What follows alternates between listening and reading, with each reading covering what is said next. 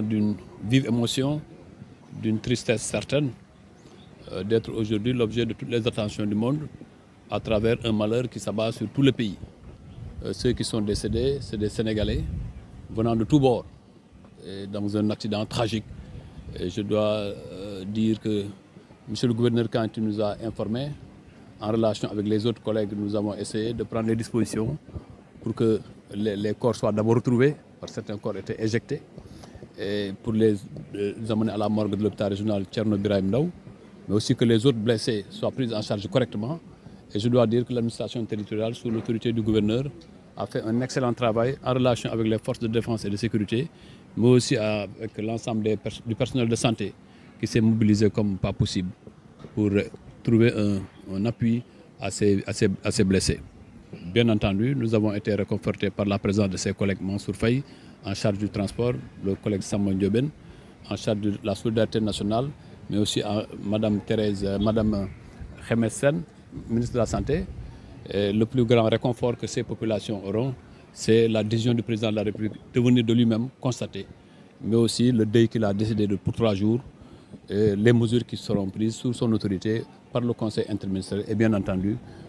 par le conseil des ministres le lendemain ou le surlendemain. Et Kaffrine aujourd'hui est dans la tristesse et dans la plus grande consternation au moment où une activité sportive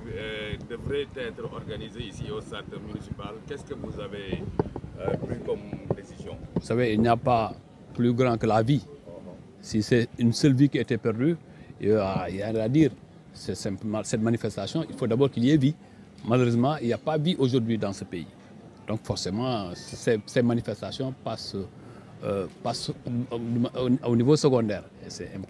Le plus important, ce ne sont pas les manifestations. C'est aujourd'hui pour faire face à ces victimes qui sont dans nos hôpitaux, pour les aider à retrouver leur famille en bonne santé. Comme ni ko suma mag Mansour Faye ak Samuel Ndioben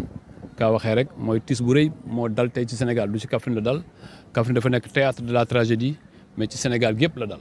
li mosul am ci réew mi ci accident am fii wax dëgg yàlla bëggoon nañ Kaffrine ñu ràññee ko ci leneen loolu ci accident bu toll nii waaye yàlla moo ko dogal dogalu yàlla dañ koy nangu may rafetlu bi mu amee que gouvernement bi jël na ay dispositions gouverneur ak ñi fi nekkal nag ak ñun ñi ñu ànd ak moom xool naka la ñuy def ba retrouver corps yëpp te corps yëpp retrouver nañ leen 38 sur place ak 2 bi ñu àggee hôpital ñu wuy suñu borom